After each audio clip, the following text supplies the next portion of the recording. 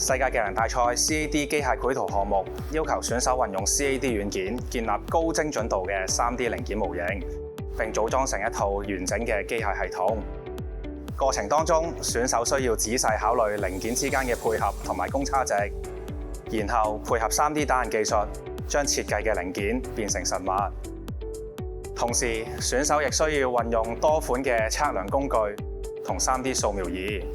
將現有嘅實體產品精準轉化為可供改良同再設計嘅數碼模型。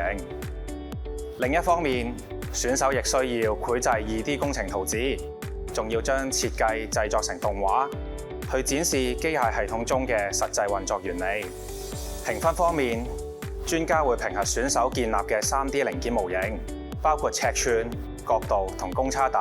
係咪同工程圖紙一致？同時會評核選手有冇正確使用 ISO 繪圖標準同各種技術符號。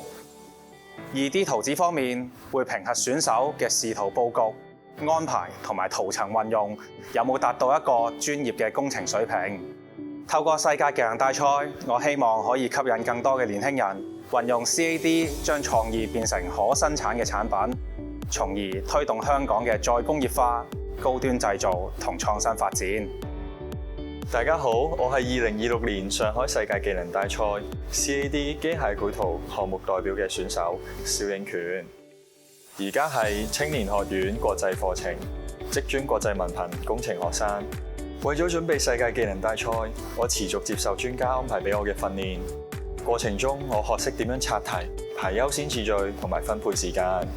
亦都要習慣喺壓力之下保持冷靜。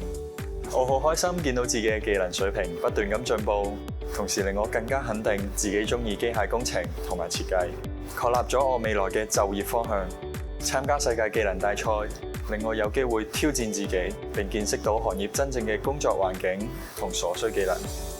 對我將來揀科甚至就業有好大幫助。世賽集合咗世界各地嘅年輕技能人才，我希望比賽嗰陣可以發揮自己所長，同嚟自世界各地嘅選手比拼技藝，交流學習。